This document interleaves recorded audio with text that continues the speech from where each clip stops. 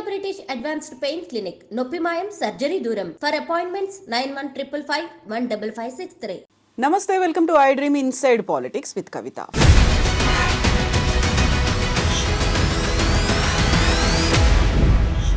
Formula ఈ racing విషయంలో కేటీఆర్ అరెస్టుకు రంగం సిద్ధమైపోయినట్టుగా తెలుస్తోంది. ఎట్ ద సేమ్ టైం విద్యుత్ కొనుగోళ్లకి సంబంధించి కేసీఆర్ని కూడా ఇన్వాల్వ్ చేయాలి, నోటీసులు ఇవ్వాలని తెలంగాణ రాష్ట్ర ప్రభుత్వం డిసైడ్ అయినట్టుగా వార్తలు అందుతున్నాయి. అయితే కేటీఆర్ మాత్రం అరెస్టుకు సిద్ధమైపోయిన నేపథ్యంలో కేసీఆర్ అమెరికాకు వెళ్ళిపోవాలనే ప్లాన్లో ఉన్నారా? ఓవరాల్గా బీఆర్ఎస్ పార్టీలో ఏం జరుగుతోంది? ఈ రెండు కేసుల్ని ఎలా చూస్తున్నారు బీఆర్ఎస్ పార్టీ లీడర్లు? మనతో పాటుగా ఉన్నారు బీఆర్ఎస్ సీనియర్ లీడర్, మాజీ ఎమ్మెల్సీ కర్నె ప్రభాకర్ గారు. నమస్కారం. So are you ready? Wait చేస్తూ ఉన్నారా? ఇద్దరు అరెస్టులు అవుతాయి, ఒకేసారి పార్టీకి పెద్ద జలక్ రాబోతోంది అనేది ప్రిపేర్డ్గా ఉన్నారా మీరు? అంటే జలక్ అని కాదు కవిత, నిజానికి ఇప్పుడు మూర్ఖ రాజు రాజ్యాన్ని వెళ్తే ఎట్లుంటుందో, మూర్ఖుడైనటువంటి ముఖ్యమంత్రి స్థానంలో కూర్చుంటే అది జరుగుతోంది రాష్ట్రంలో. సరే, వాళ్ళు అరెస్ట్ చేస్తారా చెయ్యరా దాని మీద మా చర్చ లేదు. నిజానికి మాకు ఉన్న చర్చ ఏంటంటే, 14 సంవత్సరాలు ఉద్యమంలో ఉన్నటువంటి వాళ్ళం, 14 సంవత్సరాలు ఎందుకు తెలంగాణ కావాలో ప్రజలకు బలంగా చెప్పినటువంటి వాళ్ళం, 50 ఏళ్ళు తెలంగాణకు ఎందుకు అన్యాయం జరిగిందో 14 సంవత్సరాలు ప్రజలకు వివరించి తెలంగాణ రాష్ట్రం రావడానికి ప్రధాన భూమిక పోషించిన వాళ్ళం. తర్వాత ప్రజల ఆశీర్వాదంతో అధికారంలోకి వస్తే 10 ఏళ్ళు అద్భుతమైనటువంటి పరిపాలన అంది. మనం చాలా సందర్భాల్లో మాట్లాడుకున్నట్టుగా పర్ క్యాపిటా ఇన్కమ్ని కూడా పెంచుకున్నటువంటి వాళ్ళం. దేశంలోనే నెంబర్ 1గా పర్ క్యాపిటా ఇన్కమ్ పెరిగింది. ఇటువంటి రాష్ట్రాన్ని, అద్భుతమైనటువంటి పురోగతి సాధిస్తున్న రాష్ట్రాన్ని చివరికి డిజాస్టర్ వైపు ఈయన తీసుకుపోతుండని బాధ కంటే ఈ అరెస్టులు, ఈ జైళ్ళు, వీటి మీద మా చర్చ లేదు. బాధ అంతా ఏంటంటే, మళ్ళీ ఎట్లాగో వీళ్ళు ఉండరు, అస్తవ్యస్తం ఈ రాష్ట్రాన్ని చేసి ప్రజల్ని మొత్తం అధోగతి చేసి మళ్ళీ చిప్పచేతికిస్తారేమో అనేటువంటి ఒక భయం ఉంది తప్ప ఈ కేసులతో ఏమవుతుంది? కేసులు ఎవరు పోలేదు. ఇది దేశంలో ఉన్నటువంటి గాంధీ లాంటి వాళ్ళు కూడా జైలుకు పోయినారు స్వాతంత్ర ఉద్యమంలో. అనేక మంది ఎటువంటి కారణం లేకుండా ఇవాళ ఈ దేశంలో ఈడీ కేసులలో చాలామంది కూడా అసలు సంబంధం లేనటువంటి వాళ్ళని కూడా పంపిస్తూ ఉన్నారు. అంతేందుకు, ఎవరైతే కేసు పెట్టడానికి ప్రయత్నం చేస్తున్నటువంటి రేవంత్ రెడ్డి ఉన్నాడో వాళ్ళ పార్టీ అధినేత్రి సోనియా గాంధీ గారి మీద కూడా కేసు ఉన్నది. సరే, ఆమె ఎప్పుడు జైలు వేస్తారో ఏమో మాకు తెలియదు అది. కానీ ఇది కాదు నిజానికి వాళ్ళు జరగాల్సిన చర్చ. ఈ పెట్టాల్సిన దృష్టి అభివృద్ధి మీద పెట్టకుండా, పెట్టాల్సిన దృష్టి తను ఢిల్లీకి వెళ్ళి తీసుకురావాల్సినటువంటి నిధుల మీద పెట్టకుండా, పెట్టే దృష్టి అంతా కూడా మా మీద కేసులు పెట్టడం మీద, లేదు ఇక్కడి నుంచి నిధులు తీసుకుపోయి ఢిల్లీకి అప్పచెప్పడం మీద, ఈ రెండింటి మీద ఉంటే తెలంగాణ ఎట్టుపోతుంది? ఇప్పుడు మీరు ఇంత కన్సర్న్ అనేది చూపిస్తున్నారు. 10 ఏళ్ల పాటు ఒక అద్భుతమైనటువంటి పాలన బీఆర్ఎస్ ప్రభుత్వం ఇచ్చింది అని చెప్పినప్పటికీ ఈరోజు అసెంబ్లీ సెషన్లో డిప్యూటీ సీఎం భట్టి విక్రమార్క లెక్కలన్నీ వివరించారు. మీరే అప్పుల గతి చేశారు, అధోగతి పాలు చేశారు, మీరు చిప్ప చేతికి ఇచ్చారు, ఇచ్చే పరిస్థితి ఎదురు కాబోతోంది మీరు అంటున్నారు. ఇప్పటిదాకా చూపించినటువంటి లెక్కలు కావచ్చు, విద్యుత్ కొనుగోలు కావచ్చు, ఫార్ములా ఈ రేసింగ్లో అవకతవకలు కావచ్చు, వీటన్నిటి గురించి కూడా లెక్కలన్నీ ముందు పెడుతున్నారు కదా, అవన్నీ నిజం కాదంటారా? ఈ సంవత్సర కాలంలో ఈ రాష్ట్ర ప్రభుత్వం చేసిన అప్పు ఎంత? 1,00,000 కోట్లు. ఈ రాష్ట్ర ప్రభుత్వం 10 సంవత్సరాల కాలంలో బీఆర్ఎస్ పార్టీ చేసిన, ముఖ్యంగా ఆ ప్రభుత్వం చేసిన అప్పు 4,25,000 కోట్లు అయితే, సరే వాళ్ళు ఇష్టం వచ్చిన లెక్కలు 6 లక్షలు చెప్తారు, కానీ ఆన్ పేపర్ ఉన్నట్టుంది 4,25,000 కోట్లు. ఈ దేశానికి అప్పు ఎంత ఉంది అసలు? 100,25,00,000 ఉంది దేశానికి అప్పు. ఈ దేశానికి అప్పు ఉన్నది. వీళ్ళు అధికారంలోకి రాగానే 1,00,000 కోట్లు అప్పు చేసినారు. మేము 10 సంవత్సరాల కాలంలో 4,25,000 కోట్లు చేసినాం. అసలు అప్పు లేకుండా ప్రపంచంలో ఏ దేశం ఉన్నదా? అప్పు లేకుండా అభివృద్ధి చెందిన దేశాలు ఉన్నాయా? అమెరికా లాంటి దేశం మనకంటే దాదాపు 10-12 రెట్లు ఈ దేశం అప్పు కంటే ఎక్కువ రెట్లు అప్పు ఉన్నది. అసలు అప్పు కోసం మాట్లాడేవాడు అజ్ఞాని. అప్పు ఎవరికి పుడుతుంది అని అంటే, తిరిగి ఇచ్చేవాడికే అప్పు పుడుతుంది. రిటర్న్ ఉండే కెపాసిటీ ఉన్నవాడికి అప్పు పుడుతుంది. మనం బ్యాంక్ లోనుకు పోతే కూడా మన ఐటీ రిటర్న్స్ ఇవన్నీ సరిగ్గా ఉంటే మాత్రమే అప్పు పుడుతుంది. నువ్వు రిటర్న్ ఇవ్వగలుగుతావు అన్నప్పుడే అప్పిస్తాడు తప్ప ఇష్టం వచ్చినట్టు ఇవ్వడు. మరి అలా అనుకుంటే ఈ లెక్కను చూస్తే సంవత్సర కాలంలోనే 1,00,000 కోట్ల అప్పు అంటే వీళ్ళు రిటర్న్ ఇస్తారన్న నమ్మకం ఉందా లేదా వాళ్ళకి? అప్పటికంటే మేము అందుకే దాని మీద డిస్ప్యూట్ చేయడం లేదు కవిత. మేము ప్రోగ్రెసివ్గా ఉండేవాళ్ళం. అప్పు లేకుండా రాష్ట్రాల అభివృద్ధి సాధ్యం కాదు అని బలంగా నమ్మేవాళ్ళం. రిటర్న్ అంటే చేసే ఇన్వెస్ట్మెంటు రిటర్న్కు స్కోప్ ఉండాలి. అది ఇన్వెస్ట్మెంట్ లాగా ఉండాలి, అది ఖర్చు లాగా ఉండొద్దు. మేమేమనుకుంటున్నాం, మేము చేసిందంతా కూడా 10 సంవత్సరాల కాలంలో నీటి మీద పెట్టినా, అది ప్రాజెక్టులు కట్టినా, కరెంటు పెట్టినా అది ఉత్పత్తికి సంబంధించినటువంటిది, అది ఇన్వెస్ట్మెంటే, అది పెట్టుబడి అంటా. నేను పెట్టుబడిగా చూడకుండా నువ్వు ఖర్చుగా చూసే తప్పు చేస్తావు. నువ్వు ఖర్చు కాదు. ఆనాడు పెట్టినటువంటి ఇరిగేషన్ ప్రాజెక్ట్స్ కావచ్చు, పవర్ కావచ్చు, ఈ రెండు కూడా పెట్టుబడులుగా. సో వీటిలోనే మేజర్గా అయినటువంటిది. కాబట్టి 4,25,000 కోట్ల అప్పు అని ఏదైతే చెప్తున్నాడో, ఆ అప్పే కాదు ఈ రాష్ట్రానికి. ఈ రాష్ట్రంలో ఉన్న సంపదకి ఇచ్చే రిటర్న్ ఉన్న కెపాసిటీ ఉన్న మనకు అసలు ఇంకోటి మనం అనేక సార్లు మాట్లాడుకుంటున్నటువంటి అంశం పదే మరి అజ్ఞానంతో మాట్లాడతారా వీళ్ళు, లేదు పొలిటికల్గా ఒక మాట చెప్పిందే 10 సార్లు చెప్పడం ద్వారా అది నిజమని ప్రజలు నమ్మాలనుకుంటారా తెలియదు. కానీ ఎఫ్ఆర్బిఎంకు లోబడకుంటే డెఫినెట్గా అప్పులు ఇవ్వరు. ఎఫ్ఆర్బిఎంకు లోబడి మాత్రమే అప్పులు తీసుకుంటా ఉన్నాము. ఇవాళ బహుశా మా ఎమ్మెల్యేల మొదటి క్వశ్చన్ అదే ఉందనుకుంటాను అసెంబ్లీలో, ఎఫ్ఆర్బిఎంకి సంబంధించినటువంటి పరిమితికి సంబంధించి. కాబట్టి అప్పులు అనేటువంటి వాటిని బూచిగా చూపించి, అప్పులు అనేటువంటి దాన్ని ఏంది ప్రామాణికంగా చూపించి మమ్మల్ని బద్నాం చేయాలని ప్రయత్నం చేస్తే అది సాధ్యం కాదు. ఎందుకంటే ప్రజల అనుభవంలో ఉన్నటువంటి అంశం ఏమిటంటే, మేము ఏం అప్పులు చేసినాం అనే కంటే కూడా వారి ఆర్థిక స్థితిగతులు ఎట్లా మెరుగుపడ్డాయి చూస్తూ ఉన్నారు. వ్యవసాయం ఎట్లా అద్భుతంగా ముందు వరుసలో ఉంది, అభివృద్ధి చెందిందనే దాంట్లో ఆలోచిస్తున్నారు.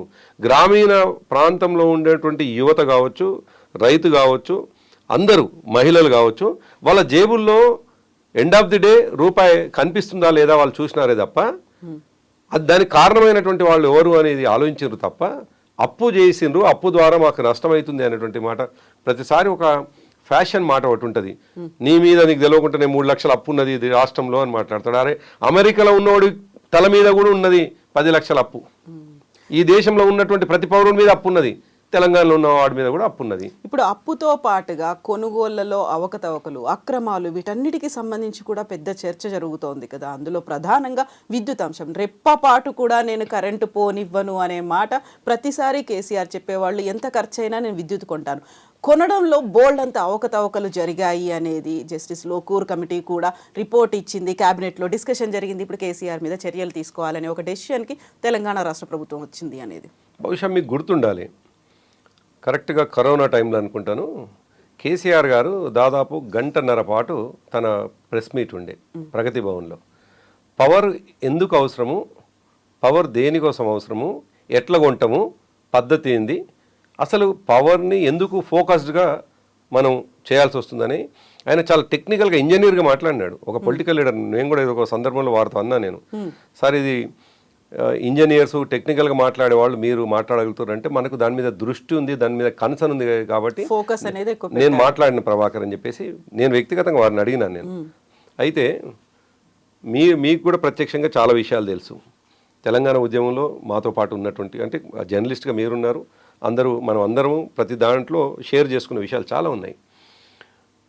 తెలంగాణ ఉద్యమం ప్రారంభం కావడానికి ప్రధానమైనటువంటి సమస్యగా ఆ రోజు భావించి కరెంటు ఉద్యమం జరుగుతున్నటువంటి సందర్భంలో 3 చనిపోతే దాన్ని నిరసనగానే ఇంకా ఈ ప్రభుత్వం ఉంటే తెలంగాణ ఇట్లనే నాశనం అయిపోతుంది, ఈ ప్రభుత్వమే కాదు తెలంగాణ రాకుంటే ఇంకా తెలంగాణ భవిష్యత్తు లేదు అని భావించి కేసీఆర్ గారు ఉద్యమాన్ని ప్రారంభించారు. ఉద్యమం ప్రారంభించిన నాడే చాలా స్పష్టంగా చెప్పినటువంటి అంశము వ్యవసాయము, కరెంటు, నీళ్లు, సరే వీటితో పాటు నిధులు, నియామకాలు అనేటువంటి మాట కూడా చెప్పినాం. ఇవి ప్రధానమైనది. నిజానికి ఏ దేశమైనటువంటి, ఇంకోటి ముఖ్యంగా మనలాంటి దేశం, వ్యవసాయ ఆధారిత దేశంలో ప్రధానమైనటువంటి ఆధారం మనకు వ్యవసాయమే. కాబట్టి దాని మీద ఫోకస్ లేకుండా నువ్వు నాశనం అయిపోయినటువంటిది ఆర్థికంగా మొత్తం ఖరాబ్ అయిపోయినటువంటి ఈ రాష్ట్రాన్ని తిరిగి శ్రీమంతం చేయాలంటే ఏ ఆధారం అయితే ఉందో దాన్నే ఫోకస్ పెట్టాల్సిన అవసరం ఉంది. కాబట్టి వ్యవసాయం మీద దృష్టి పెట్టాల్సి వచ్చింది. వ్యవసాయం మీద దృష్టి పెట్టాలంటే వ్యవసాయానికి కరెంటు కంపల్సరీ లింక్ ఉన్నది. మనకు కాళ్ళడ్డం పెట్టుకుంటే నీళ్ళు వచ్చేటువంటి అవకాశం లేదు. మనం ఎత్తులో ఉన్నాం, 600 మీటర్ల ఎత్తులో ఉన్నాం. ఎక్కడో గోదావరి ఉంటే ఇక్కడ 600 మీటర్ల ఎత్తులో ఉన్నాం. డిఫరెంట్ టెరైన్స్ ఉన్నాయి మొత్తం ఎంటైర్ తెలంగాణలో. ఒక దగ్గర 200 మీటర్లు కావచ్చు, ఒక దగ్గర 400 మీటర్లు. End of the day highest వచ్చి లిఫ్ట్ లేకుండా, కరెంటు వాడకం లేకుండా ఛాన్స్ లేదు. ఇది ఒక్కటే కాకుండా మీరు 24 గంటల కరెంటు ఇవ్వకుండా, రైతుకు ఫ్రీ కరెంట్ ఇవ్వకుండా వ్యవసాయదారుని ఆర్థికంగా స్థితిమంతులు చేయలేవు, ఆర్థికంగా ఆదుకోలేవు. వ్యవసాయదారుడు బాగుపడాలంటే అన్ని రకాలు, ఇప్పుడు మనం చాలా సందర్భాల్లో ఒక ఇండస్ట్రీ పెట్టుకుంటే ప్రభుత్వం అన్ని రకాల సహకారం చేస్తుంది, భూమి ఇస్తుంది, బ్యాంకు అతను లోన్ ఇస్తాడు, కేంద్ర ప్రభుత్వం సబ్సిడీ ఇస్తుంది, మార్కెటింగ్ ఉత్పత్తులకు మార్కెటింగ్లో అనేక రకాల అవకాశాలు ఇస్తారు, ఫెసిలిటీస్ ఇస్తారు. కానీ రైతుకి ఇచ్చిన ఫెసిలిటీ అని చెప్పండి. అసలు రైతు తన భూమిని తనే అక్వైర్ చేసుకుంటాడు, తనే కొనుక్కుంటాడా, లేకపోతే తన వంశపారంపర్యంగా వస్తుంది, తనే విత్తనాలు కొనుక్కుంటాడు, తనే ఫర్టిలైజర్ కొనుక్కుంటాడు. భూమిలో నాట్ల నుంచి మొదలుకొని భూమి నుంచి తీసినటువంటి గింజ మార్కెట్లో అమ్ముకొని చేతికి పైసలు వచ్చేదాకా అనుమానంతో బ్రతికేటువంటి రైతు, ఈ దేశానికి ఆధారమైనటువంటి రైతుని ఆదుకునేవాడే లేనటువంటి సందర్భంలో వ్యవసాయం మీద దృష్టి పెట్టి కేసీఆర్ గారు 0 నుంచి స్టార్ట్ చేసినటువంటి కార్యక్రమాలు 2014 నుండి, అది వ్యవసాయం కావచ్చు, అది కరెంట్ కావచ్చు. సో అటువంటి సందర్భంలో ఈ 2 రంగాల మీద పెడుతున్నటువంటి ఇన్వెస్ట్మెంట్ని, అది పెట్టుబడిని, అది పెట్టుబడిలాగా చూసినాం కాబట్టి ఎండ్ ఆఫ్ ది డే మనకు రిజల్ట్స్ అనేవి కనిపించినాయి, పర్ క్యాపిటా ఇన్కమ్ కనిపించింది. మన ప్రాంతాలు, ముఖ్యంగా మన గ్రామీణ ప్రాంతాలు తప్పకుండా వ్యవసాయం చుట్టే అన్నీ ఆధారపడి ఉంటాయి. వ్యవసాయం చుట్టే మిగతా అంతా కూడా, వ్యవసాయం బాగుంటేనే ఊర్లో ఉన్నటువంటి జనరల్ కిరాణా షాప్ అయినా బాగుంటాడు, ఊర్లో ఉన్న వృత్తిదారులు బాగుపడతారు, ఊర్లో ఉన్న ప్రతి ఒక్కరు కొనుగోలు శక్తి పెరుగుతుంది, వ్యవసాయం మీద ఆధారపడేటువంటి గ్రామాలు కాబట్టి. సో వ్యవసాయం మీద నువ్వు దృష్టి పెట్టకుండా నువ్వు ఎట్లా ఆర్థికంగా స్థితిమంతుని చేస్తావు? కాబట్టి దృష్టి పెట్టినటువంటి వ్యవసాయం, దానికి అనుబంధంగా ఉండాల్సిన, దానికి సపోర్ట్గా నిలవాల్సినటువంటి కరెంటు, దాంట్లో భాగంగానే ₹1 ఎక్కువ కావచ్చు. వీళ్ళు ఎందుకు చేయలేకపోయిన 2014 వరకు సౌత్ గ్రిడ్ కనెక్ట్ ఎందుకు కాలేదు? అనేక సందర్భాల్లో ఉద్యమాల్లో మనం మాట్లాడుకున్నాం. సౌత్ గ్రిడ్ కనెక్ట్ అయితే తెలంగాణ ప్రాంతానికి కరెంట్ వస్తుంది అని చాలా సందర్భం, వాళ్ళు కనీసం కనెక్ట్ చేసేటువంటి కనెక్షన్ రాలేదు. మన ప్రభుత్వం వచ్చిన వెంటనే, ముఖ్యంగా బీఆర్ఎస్ ప్రభుత్వం వచ్చిన వెంటనే ఇటు ఛత్తీస్గఢ్ నుంచి రావాల్సినటువంటి కరెంటు, ఇదే కాకుండా ఎప్పుడైనా ఏదైనా బ్రేక్ చేస్తే ఒరిస్సా నుంచి రావాల్సినటువంటి కరెంటు కూడా లింక్ తయారు చేసుకొని పెట్టుకొని కనురెప్పపాటు కరెంటు పోకుండా వ్యవసాయదారు కరెంటు ఉండాలి. మనం మూమెంట్లో చూసినాం, ఇండస్ట్రియలిస్టులు ఇందిరా పార్క్ కాడికి వచ్చి కరెంటు కావాలని ధర్నా చేసినటువంటి సందర్భాన్ని చూసినాం. 10 సంవత్సరాల కాలంలో ఎందుకో లేదది. ఒక ఇండస్ట్రియలిస్టు తన దృష్టి అంతా ఉత్పత్తి మీద పెట్టాల్సింది పోయి, తన దృష్టి అంతా మార్కెట్ మీద పెట్టాల్సింది పెట్టి, ఉత్పత్తి కారణమయ్యే కరెంటు మీద దృష్టి పెట్టేటువంటి పరిస్థితి, అది తిరోగమనమా పురోగమనమా? తిరోగమనం నుంచి పురోగమనం రావాలంటే ఆయనను ఫస్ట్ ఫుల్ ఫ్లెడ్జ్గా కంఫర్ట్ జోన్లో పెట్టాలి. కరెంటును కూడా ఆనాడు వ్యవసాయదారునికి రాత్రిపూట పోయి కరెంట్ వేసుకొని వస్తే పాములు తేలు కుట్టి చచ్చిపోయినటువంటి రైతాంగం చూసినాం. అటువంటిది మా ప్రభుత్వం వచ్చిన తర్వాత, తెలంగాణ ప్రభుత్వం వచ్చిన తర్వాత 24 hours కరెంట్ ఇస్తే అసలు రాత్రిపూట పోయే పరిస్థితి లేదు, ఉత్పత్తి పెరిగింది. మనం చాలా సింపుల్గా చూసుకోవాల్సినది, తెలంగాణ రాష్ట్రం ఏర్పడిన నాటికి ఉన్నటువంటి మెట్రిక్ టన్స్ ఎన్ని వచ్చినాయి, చివరికి 2024 ఎన్ని మెట్రిక్ టన్నుల ధాన్యం ఉత్పత్తి అయింది అని చూసుకుంటే దాదాపు 4-5 పెరిగింది కదా. 63 లక్షల మెట్రిక్ టన్నుల నుంచి దాదాపు 1,65,00,000 1,70,00,000 మెట్రిక్ టన్నుల వరకు ఉత్పత్తి అయింది. ఎట్లయింది? ఆ ఉత్పత్తి తెలంగాణ ప్రజలకు వెల్తీ క్రియేట్ చేసిందా లేదా? ఇది ఆలోచించకుండా నువ్వు పెట్టుబడి పెట్టినవు, నువ్వు ఎక్కువ కొన్నావు, ఎక్కువ కొన్నది నిజమే, అది లేదు కాబట్టి ఆనాడు వెల్తీ ఉంది కదా. నువ్వు పెట్టకపోతే కాదు, నువ్వు ఒక అడుగు వేయకపోతే నీ యొక్క తీరాన్ని నువ్వు ముట్టుకోలేవు, నీ డెస్టినేషన్ చేరుకోలేవు. నువ్వు అడుగేసినవి ఎందుకు అంటే అడుగేయకపోతే కుదరదు. కాబట్టి పెట్టినటువంటి ప్రతి రూపాయి కూడా ఉపయోగంలోకి రావాలి కాబట్టి ఆలోచన చేసినటువంటి సందర్భంలో ఫలితం కూడా కనిపించింది కదా. మళ్ళీ గుర్తు చేస్తున్న పర్ క్యాపిటా ఇన్కమ్ పెరిగింది కదా. ఆ పెట్టుబడే లేకపోతే పర్ క్యాపిటా ఇన్కమ్ అదే 1,25,000 రూపాయలే ఉండేది కదా. అయితే ఇన్ని ఫలితాలు ఉన్నాయని చెప్పినప్పుడు కూడా అక్కడి దాకా వెళ్ళడానికి అనుసరించిన మార్గంలో అవకతవకలు ఉన్నాయి, కొనుగోళ్లలో సరైనటువంటి లెక్కలు లేవు అనే దాంతో పాటుగా సరికొత్తగా పెట్టినటువంటి పవర్ ప్లాంట్లు, భద్రాద్రికి సంబంధించినటువంటి పవర్ ప్లాంట్ కూడా అది పాత టెక్నాలజీని యూజ్ చేశారు. ఒకవేళ అదే కనుక కంటిన్యూ అవుతే 25 ఏళ్లలో 9,000 కోట్ల నష్టం వస్తుంది. ఈ లెక్కలన్నింటినీ కూడా లోకూర్ కమిటీ అనేది కేబినెట్ ముందు ఇచ్చింది, తన రిపోర్ట్ని సబ్మిట్ చేసింది కదా. వాటిని ఎట్లా చూస్తున్నారు? అంటే 2-3 ఇష్యూస్ ఉన్నాయి కవిత ఇక్కడ. ఒకటి కొనుగోలు, పక్క రాష్ట్రాల నుంచి కొంటున్నటువంటి కొనుగోలు. రెండోది మీరు చెప్పిన మనమే స్వయంగా ఉత్పత్తి చేద్దాం అనుకుంటున్నది ఇది. ఇప్పుడు పక్క నుంచి కొన్నటువంటి, ఇంకోటి ప్రైవేట్ వాళ్ళతో కొన్నటువంటిది. ఇప్పుడు పక్క రాష్ట్రంకి వెళ్ళి ఉన్నటువంటిది గవర్నమెంట్ టు గవర్నమెంట్ అగ్రిమెంట్, దాంట్లో అసలు బ్యాక్ ఛాన్సే లేదు, డబ్బులు చేతులు మారేటువంటి అవకాశమే లేదు. ఛత్తీస్గఢ్ ప్రభుత్వం నుంచి వెళ్ళి తెలంగాణ ప్రభుత్వం కొన్నది, చేతులు మారే అవకాశం ఎక్కడిది? అఫ్కోర్స్ ₹1 ఎక్కువ పెట్టవచ్చు, కేసీఆర్ గారు ఒప్పుకున్నారు, ఆనాడు ముఖ్యమంత్రి హోదాలో ఉండి ఒప్పుకున్నారు, తప్పకుండా కరెంటుని నాణ్యమైన కరెంటుని ఇద్దామనుకున్నాం కాబట్టి ₹1 పెట్టాల్సి వచ్చింది అని ఆయన ముఖ్యమంత్రి హోదాలనే మాట్లాడారు. ఇవాళ కొత్తగా వీళ్ళు అది చేయాల్సింది కాదు. ఛత్తీస్గఢ్ గవర్నమెంట్ నుంచి తీసుకున్నటువంటి కరెంటు తర్వాత ఉత్పత్తిలో ఏదైతే సొంతంగా మనం ఏర్పాటు చేసుకుంటున్నటువంటి కేంద్రాలనేయో, నిజానికి ఆ టెక్నికాలిటీస్ నాకు తెలియకపోయినా సింపుల్ విషయం ఎవరికి అప్పచెప్పిండ్రు అని అనుకున్నప్పుడు మన బిహెచ్ఏఎల్ లాంటి కంపెనీకి అది ప్రభుత్వ రంగ సంస్థనే, దాంట్లో క్విక్ బ్యాక్స్ ఎక్కడ ఉంటాయి? అసలు వీళ్ళు వెతుక్కొని నిందించడానికి అవకాశాలు చూసుకుంటున్నారు. అంటే కారణం వెతికి దాని చుట్టూ తిప్పి ఇది అని చెప్పేసి చూపిస్తారు. దాంట్లో సరిగ్గా శాస్త్రీయంగా ఆలోచన చేసి పాజిటివ్గా ఆలోచన చేస్తే అసలు మా తప్పులు ఇవ్వపడు. దానికి ఫలితం ఉంది. ₹1 ఎక్కువ పెట్టినా ₹3.60 ఏదో కొనుక్కునే అవకాశం ఉంటే ₹3.90 కొన్నారు అనేది ఇంకా ఎక్కడో నేను చదివినాను. ₹30 వేరియేషన్ ఉంది కదా.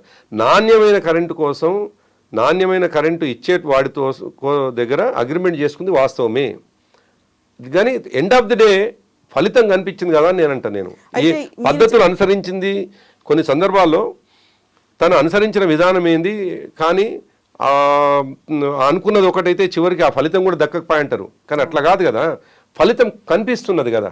అయితే ఈ మీరు పెట్టినటువంటి ఖర్చు, వచ్చినటువంటి ఫలితాలు, లేకపోతే అందులో ఉన్నటువంటి లాభాలు నష్టాలు ఇవన్నీ లోకూర్ కమిటీ ఇచ్చినటువంటి రిపోర్ట్లో లేవంటారా? కేవలం ఎక్కడైతే నష్టాలు ఉన్నాయి, ఎక్కడైతే అవకతవకలు ఉన్నాయి, ఇక్కడ అక్రమాలు జరిగాయి, వాటి మీదే ఫోకస్ పెట్టింది అంటున్నారు. ఇప్పుడు లోకూర్ కమిటీ ఇచ్చిన end to end plus word to word మనకి తెలియదు. ఒక పత్రికలో రాసినటువంటి అంశాల ఆధారంగా మనం మాట్లాడుకుంటున్నాం. ఆయన డీటెయిల్గా ఏం చెప్పినాడో చూద్దాం. అసలు అది చూసిన తర్వాత నిజానికి మాట్లాడుకోవడానికి అవకాశం ఉంటుంది. ఎందుకంటే ఆయన అంత డీటెయిల్గా ఏం చెప్పినాడు, మమ్మల్ని ఎక్కడ తప్పు పట్టినాడు, నిజంగా కూడా మేము చేయాల్సిన పని చేయకుండా ఇంకా ఏమైనా తప్పులు చేసినామా అని ఆయన చెప్తున్నాడా అనేది మనకు తేలాలి కదా. తేలేకముందే అసలు తప్పు చేసినామని అనుకోవటం లేదు. స్పష్టంగా ముఖ్యమంత్రిగా కేసీఆర్ గారు ఉన్నప్పుడే ఆయన 1.5 గంటల ప్రజెంటేషన్లో అన్ని విషయాలు కరెంటుకు సంబంధించింది, పూర్తిగా కరెంటు గురించే ఆ రోజు మాట్లాడినారు. ఆయన అన్ని విషయాలు చెప్పినారు. దానికి భిన్నంగా వాళ్ళు కమిటీ వేసి ఏవైతే చూపిస్తారో చూద్దాం. అది చూసిన తర్వాత మనం మాట్లాడుకుంటాం. అంతకంటే ముందు మాట్లాడుకొని అది ముందే కూసింది అన్నట్లు అవుతుంది తప్ప ఇంక దానివల్ల ఏం ఉపయోగం లేదు.